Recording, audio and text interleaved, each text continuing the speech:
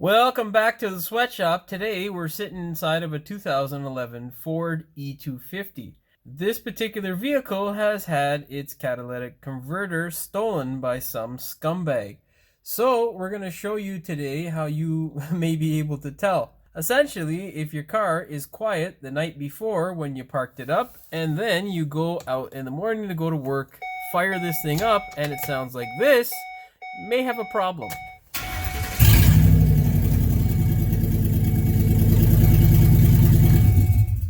So if you've had some scumbag come along and steal your catalytic converter, today we're going to be showing you a quick fix that will get you back on the road until you can get it repaired properly with an actual catalytic converter. Okay, so this is where the catalytic converter used to be before it was stolen. What we are going to do is we are going to extend a pipe from this area here to the other end of the pipe over there. We are also going to be welding in an O2 bung into the pipe so we can install our brand new O2 sensor.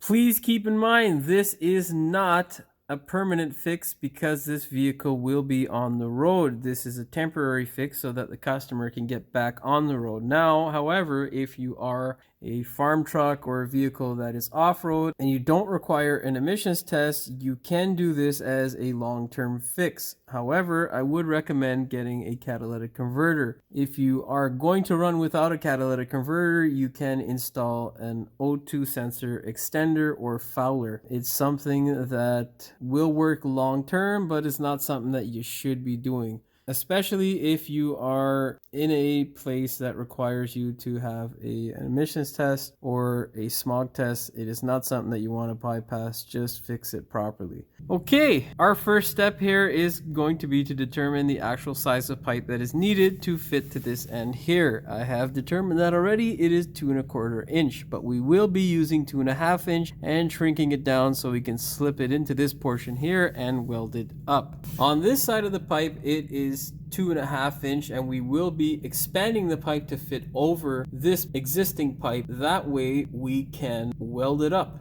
Obviously, it is not one straight shot from end to end of the pipe, and we will have to bend it. So what I'm going to do is bend it somewhere about there. Bend it up as you see fit. Now let's go ahead and bend this pipe.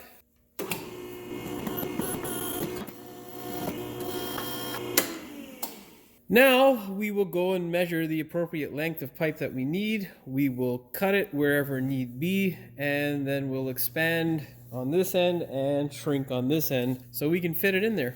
Now, if you are crazy enough to attempt this at home, I would recommend using a pipe cutter like this. So far to this point, all we have done is bent the pipe up to 35 degrees and measured it and cut it to the appropriate length for our application. What we're going to do is expand this side instead of shrink it just a bit, and then we're going to expand this side. So let's go ahead and do that.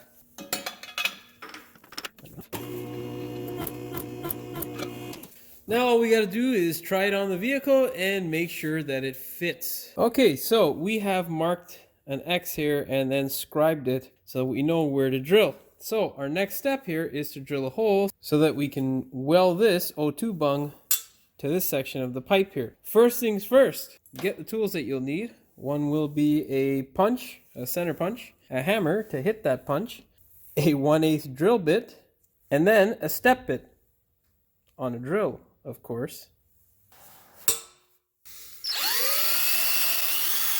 Now get your step bit. What you're looking to do is go down to the second last hole, or you can go to the 3/4 inch hole, but whatever. Doesn't really make much of a difference.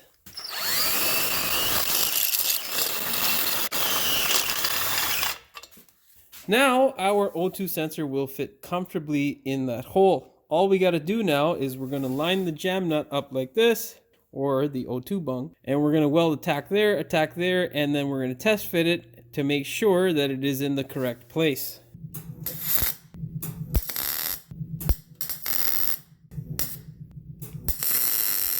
Now, once you get your 2 tacks there, make sure you test fit it, and when you're ready to go, you can go ahead and weld it up. Now you can see there is plenty of room for our O2 sensor, and it won't collide with anything. So all you got to do now is bring your welder over and weld it up here, and then weld it up over here.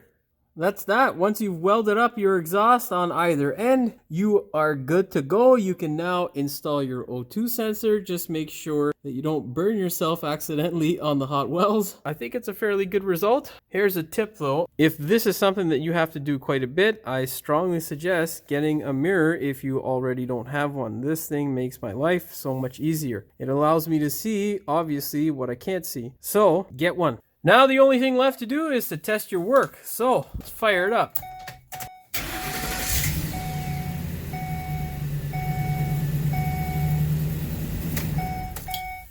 Now that sounds like success. As you can hear, there is a considerable difference and this thing is good to go. All you gotta do now is like, share, and subscribe. And don't forget to hit that notification bell so you never miss one of my new videos.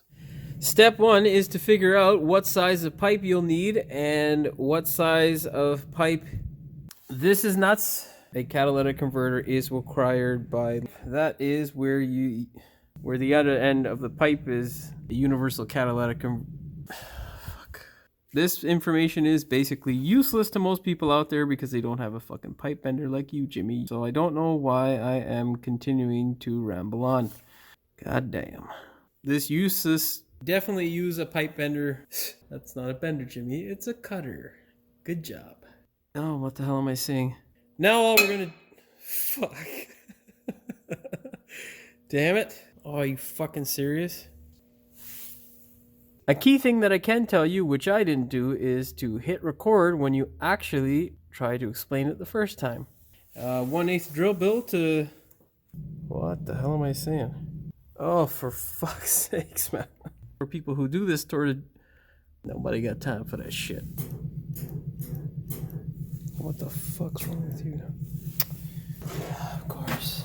And to weld up these spots here. What the fuck am I trying to say? Alright folks, that's this for the... What? What the fuck? You'll be having a good old time.